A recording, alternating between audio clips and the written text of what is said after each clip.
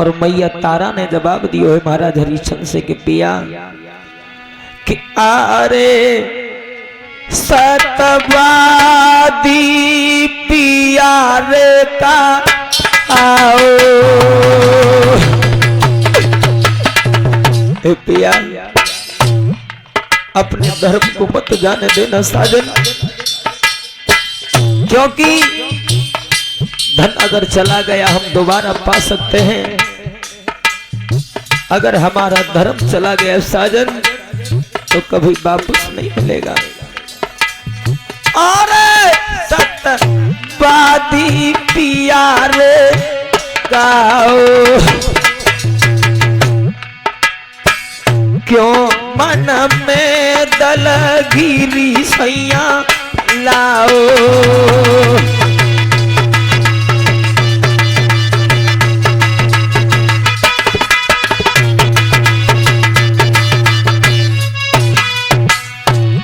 पिया धन्य है माताओं ऐसी नारी के लिए जो कि अपने पिया से धर्म की बात कर रही है और बोली है तारा आरे तन बेच की कर जा चुकाओ चुकाओ रे चुकाओ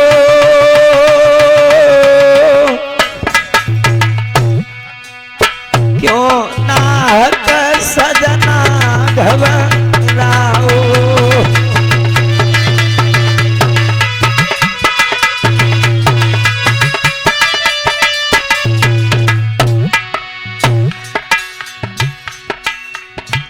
तारा रोई रोई लागी गहन पिया मत सतते हट जाइयो।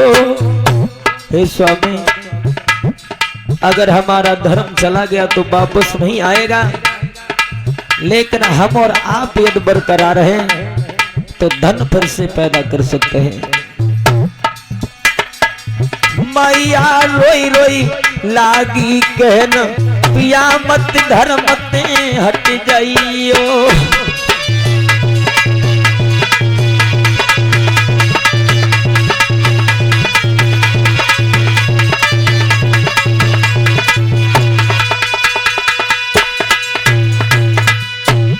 आज महारानी तारा ने जवाब दिया है साजन, चाहे आप खुद बिक जाओ हमें बेच करके कर्ज अदा कर दो।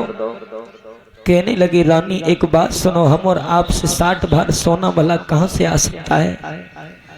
बोले पिया हम ज्यादा तो कुछ नहीं जानते, हम लोग 3 प्राणी हैं, मैं और आप, एक हमारा बेटा है रोहित। तीनों प्राणियों को बेचने के बाद उन महाराज जी का आप कर्ज अदा कर दो। महाराज हरिश्चंद्र ने जब इतनी बात सुनी है बंधु आंखों से आंसू आने लगे। कहने लगी गौरी मैंने कभी अपने जीवन में ये नहीं सोचा था कि काश एक दिन ये भी हमारे ऊपर आएगा। उसी समय कहने लगे हैं प्यारी तुमने ये कह दिया कि मुझे बेच करके और बेटा को बेच करके कर्ज अदा कर दो, लेकिन मैंने अपने अभी बेटा के मन की बात जान नहीं पाई है और मुझे तुमसे भी ये भरोसा नहीं है कि शायद तुम भी मेरी मुसीबत में साथ दे सकती हो। बाई समय पे भैया मैया तारा ने जवाब दिया है रो करके कि पिया आप बेचने की बात करते हो, ये सर्वस्व शरीर तुम्हारे लिए न्योछावर है साजन। धन्य है ऐसी मैया तारा को और धन्य है उसकी जन्म देने वाली माँ को। तारा ने जवाब दिया है कि पिया कि जातन पर है अधिकार तुम्हें, चाहे वो दशा बना दीजिए। बेचना ना था क्या बात बड़ी, टुकड़े टुकड़े करवा दीजिए।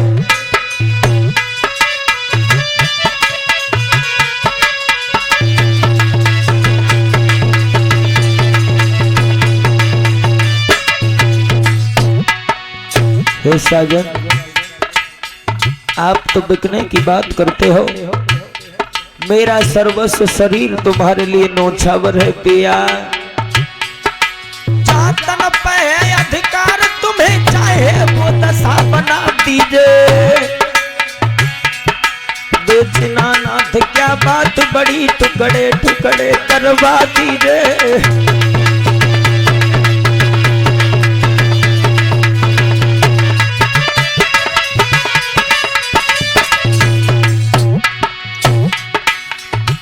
और जवाब दियो है मैया तारा ने पिया, क्यों घबरावो सजन हमारे, हम हैं तुम्हारे साथी। हे साजन, हर नारी का परम दायित्व बनता है कि अपने पिया की मुसीबत में साथ दे, और हर इंसान का यही दायित्व बनता है कि इंसान इंसान की मदद करे मुसीबत आने पर। क्यों घबरावो सजन हमारे, हम ही तुम्हारे साथी। जो लिख दीनी विधना ने बात पेशन सजना जाती।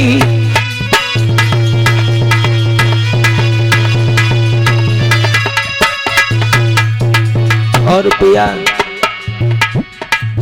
खुद बिक जाइयो हमें बेचियो, संत को कर्ज चुकाइयो। मेरी तुमसे गुजारिश है साजन, खुद बिक जाइयो हमें बेचियो, संत को कर्ज चुकाइयो। बेटा रोहित को बेच पिया तुम सतवादी कहलइयो।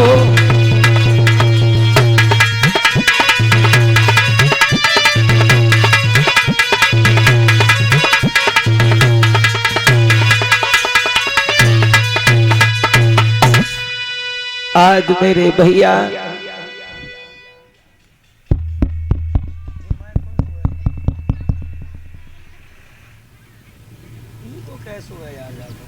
Hello hello hello hello hello hello Radhe Shri Radhe. उसी समय भक्तजनों मैया तारा ने अपने बेटा रोहित को अपने करीब बुलाओ है, कहने लगी है पिया मैं अभी बेटा को बुला रही हूँ और तुम्हारे सामने रोहित से हम पूछेंगे कि वो हमारी मुसीबत में साथ देना चाहता है या नहीं। उसी समय बेटा रोहित को अपने करीब बुलवाओ है, कहने लगी है बेटा तुम्हारे पिताजी एक संत से वचन हार गए हैं और उस वचन में सारा धन धाम हमारा चला गया, लेकिन संत का भी 60 भार कर्ज बाकी है। इसमें तुम्हारा क्या विचार है? बाई समय पे बेटा रोहित ने जवाब दियो है मां आप मुझे बेच करके संत का कर्ज अदा कर दो, लेकिन अपना धर्म मत जाने देना। यही बात रोहित ने कही है, यही बात मैया तारा ने कही है। अब तो महाराज हरिश्चंद्र सोच में पड़ गए कि भगवान आज कैसी मुसीबत की घड़ी तुमने हमारे ऊपर डाली है। उसी समय बेटा रोहित महाराज हरिश्चंद्र के सामने पहुंचा है, कहने लगा पिताजी आप रो रहे हो, लेकिन ये रोना बिल्कुल गलत है पिता तुम्हारा। अगर हमारा धर्म चला गया तो पिताजी कभी वापस नहीं आएगा, और यदि धन चला गया तो हम लोग यदि बरकरार हैं तो धन दोबारा से प्राप्त हो जाएगा पिता। और दूसरी बात यह है तुम ये सोच रहे हो कि शायद मैं तुम्हारी मुसीबत में साथ ना दूं, ये हरगिज नहीं हो सकता। और समझा करके रोहित बोला है पिताजी एक बात ध्यान में रखना कि जिस प्रकाश से और प्रकाश ना हो, कोई बात प्रकाश से सांझ भली।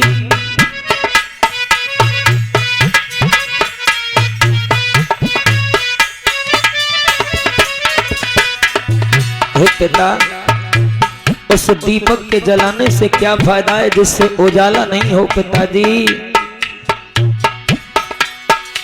जिस प्रकाश से प्रकाश ना हो, कोई बा प्रकाश से साँझ भली, बेटा ते कुल को नाम न होई, बेटा ते कुल को नाम न होई, बाप बेटा ते मैया बाँझ भली।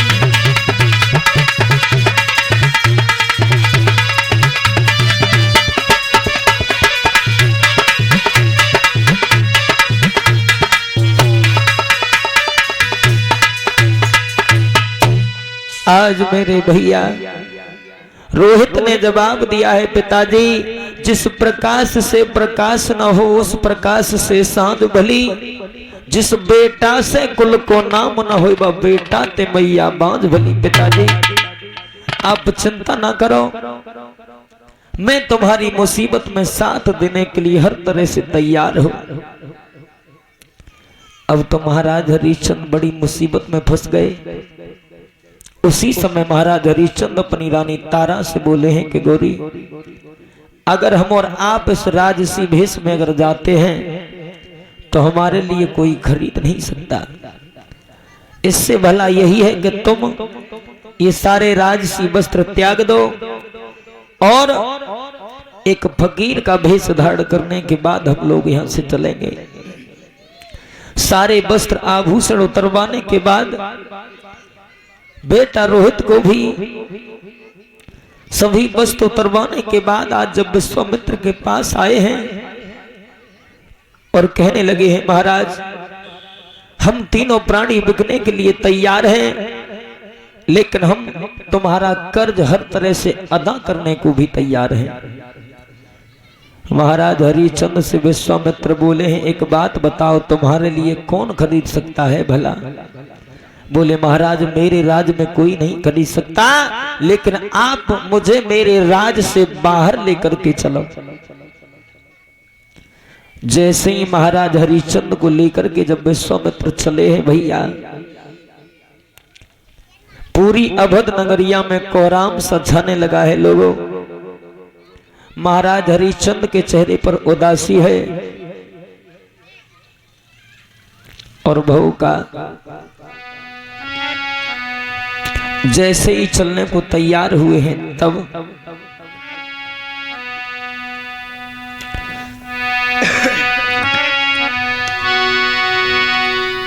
अपनी जन्मभूमि मां को प्रणाम किया है। महाराज हरिश्चंद्र ने अपने राज से बाहर आने के बाद कहने लगे हैं, हे जन्मभूमि मां, आज तक मैंने तुम्हारे यहाँ पर दाना पानी खाया है मैया, लेकिन आज के बाद मैं यहाँ पर हो सकता है कि शायद लौट करके वापस नहीं आऊंगा।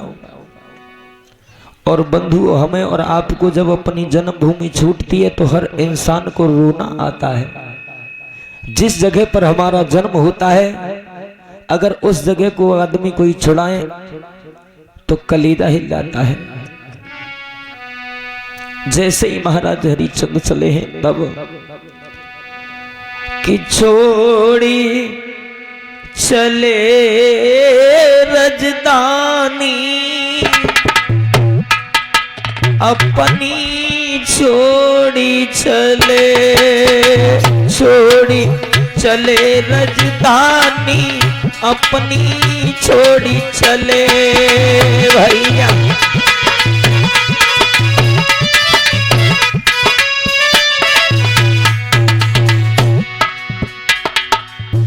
महाराज हरिश्चंद्र जैसे ही चले हैं, आंसुओं की धार बहती जाती है भैया। भूप हरिश्चंद्र सतनाई छोड़ो,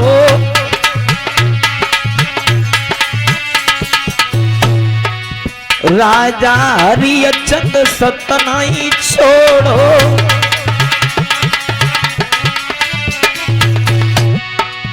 रानी तारा मुख नाई मोड़ो, रानी आज चल गए भूमि पिरानी, अपनी छोड़ी चले छोड़ी।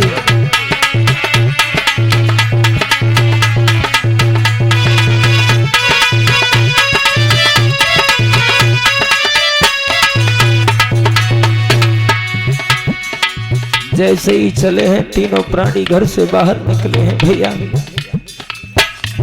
चेहरे पर उदासी छाई हुई है। पूरी अवध नगरिया में कोहराम छा रहा है। अरे छोड़ी चले राजधानी अपनी, छोड़ी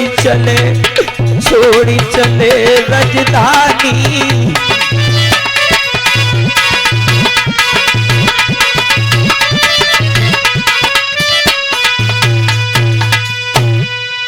भगवत श्रोताओं ध्यान में रखना, महाराज हरिश्चंद्र और बेटा रोहित रानी तारा जैसे ही विश्वामित्र के साथ चले जा रहे हैं। दोपहर का समय है।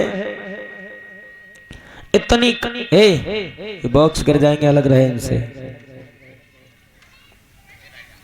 इतनी कड़क धूप पड़ रही है कि तीनों प्राणियों के चेहरे पर उदासी छाई हुई है। वैसे भी विपत के मारे थे लोगों, लेकिन भैया जब इंसान के ऊपर समय गलत आता है तो हर रिश्तेदार यार व्यवहार साथ छोड़ जाता है। क्योंकि कहा जाता है कि बनी के चेहरे पर लाखों निसार होते हैं, जब इंसान की बनकर के बिगड़ जाए तो दुश्मन हजार होते हैं। बनी का निराला ठाट होता है और टूट जाता है बिगड़ी में जो रिश्ता खास होता है। क्योंकि बंधु मैंने तो सोचा और बताया भी है कि बनिया के लाखों साथी, जब हमारे तुम्हारे पास धन दौलत होती है तो हर इंसान हमसे प्रेम करता है। कि बनिया के लाखों साथी, बिगड़ी में साथी कोई ना। बनिया के लाखों साथी, बिगड़ी को साथी कोई ना है।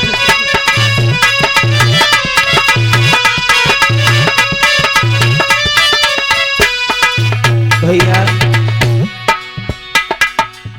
जब इंसान की बनकर के बिगड़ जाए लोगों, तो दुनिया के लोग मदद नहीं करते बल्कि उसकी मजाक करते हैं। बिगड़ गई द्रौपसुता की बात,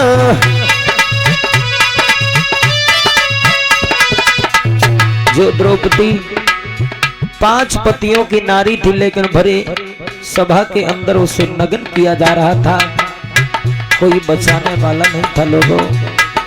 बिगड़ी गई द्रौपसुता की बात,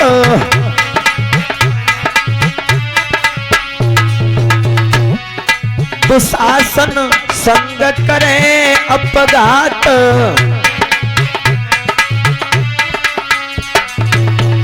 हेलो,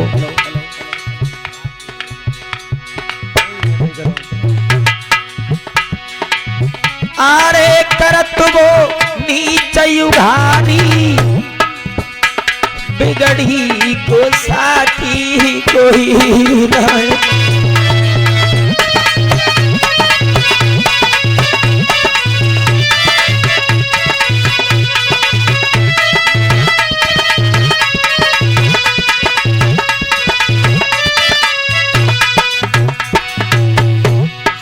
क्योंकि भैया जब हमारे तुम्हारे पास दौलत होती है तब पैसा है यदि पास यार संग ही संग डोले, और पैसा नहीं है पास यार मुकते नहीं बोले।